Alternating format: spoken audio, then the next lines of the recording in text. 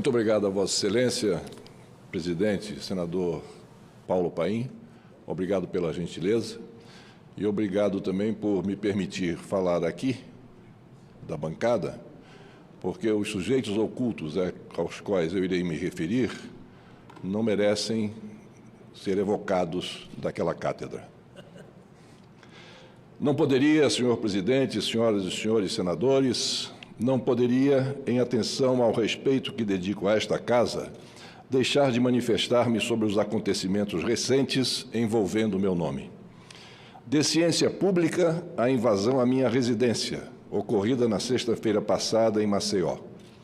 Igualmente pública a versão da acusação, porquanto divulgada às inteiras pelos meios, antes de qualquer defesa apresentada, mas foi a oportunidade pela qual, aliás, tomei conhecimento do seu inteiro teor, até então sonegado pelos órgãos oficiais.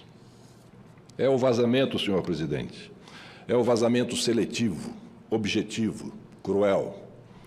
E do que li, os sentimentos afloraram rapidamente, da perplexidade à mais profunda indignação.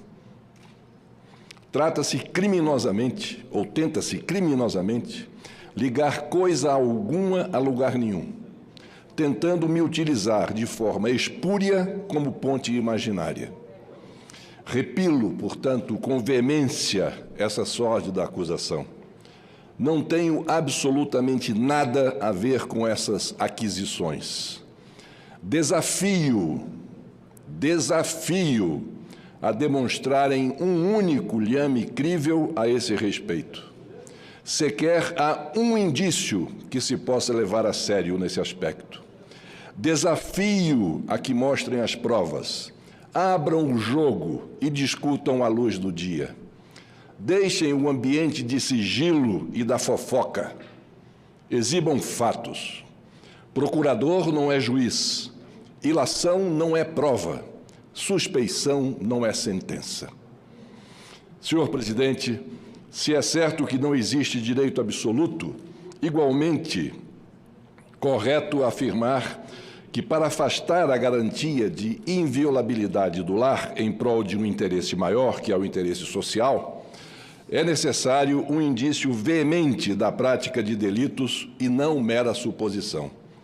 E exatamente por essa razão, 1000 buscas houvesse na minha residência, 1000 vezes sairiam de lá de mãos vazias, como de fato saíram, porque não tenho a mais mínima vinculação com os fatos ali noticiados. Repito.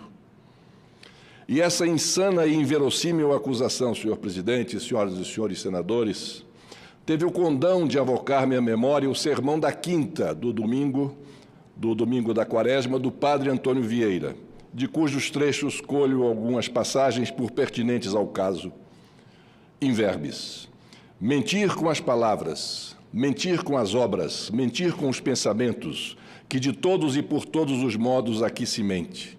Novelas e novelos são as duas moedas correntes desta terra, mas tem uma diferença, que as novelas armam-se sobre o nada e os novelos armam-se sobre muito, para tudo ser moeda falsa.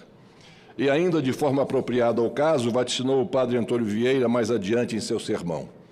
E terra onde até o sol mente, vede que verdade falarão aqueles sobre cujas cabeças e corações ele influi. A propósito, conveniente recordar que o país atônito, recentemente, tomou conhecimento por confissão espontânea que o maior órgão de acusação da República tinha em sua primeira cadeira um alcoólatra desqualificado, um sociopata. As linhas trôpegas da imputação, que ora farpeio, não têm melhor origem, senhor presidente.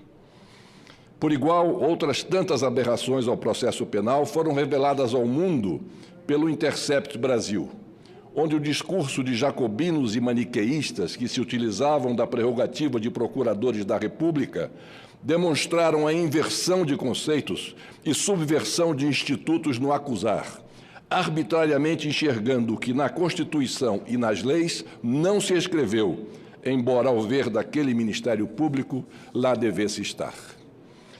E exatamente por isso, oportuno citar também aqui trechos de A Implosão da Mentira e outros poemas de Afonso Romano de Santana. É conferir. Mentiram-me ontem e hoje mentem novamente. Mentem de corpo e alma completamente. E mentem de maneira tão pungente que acho que mentem sinceramente. Mentem, sobretudo, impunemente. Não mentem tristes, mentem alegremente. Mentem tão nacionalmente. Nada mais apropriado ao momento ora vivenciado. E acrescento eu que, sobretudo, pela impunidade, assim mentem. Senhor presidente Paulo Paim, senhoras e senhores senadores, é preciso dar um basta nessa irresponsabilidade acusatória. O processo penal não pode converter-se em instrumento de arbítrio estatal, tampouco de palanque a serviço de conveniência autopromocional de inquisidores ocasionais e justiceiros de plantão. O Senado da República sempre foi, com o testemunho dos seus salões centenários, o artífice das liberdades, das garantias individuais do cidadão e do Estado democrático de direito. E agora, senhor presidente Paulo Paim, senhoras e senhores senadores, não pode se furtar a pôr freios definitivos nesse desregramento. Se o basta não for concretizado pela legislação ordinária, que o façamos através da Carta da República, a fim de que o Estado policialesco, o arbítrio, a irresponsabilidade e a insegurança jurídica não façam do processo penal sua perene morada. É hora de fazer voltar a valer a força do direito ao invés do direito da força. É hora de voltar a prevalecer a autoridade do argumento ao invés do argumento da autoridade. Por fim, mas não menos importante, sempre oportuno ter em mente a lição de Norberto Bobbio, no sentido de que, no direito interno, a supremacia da lei substitui a supremacia da força e vence quem tem razão, sendo correta a conclusão, assim, de que a proteção dos cidadãos no âmbito dos processos estatais é justamente, senhor presidente Paulo Paim, o que diferencia um regime democrático daquele de índole totalitária. Era o que tinha a dizer. Muito obrigado a Vossa Excelência mais uma vez.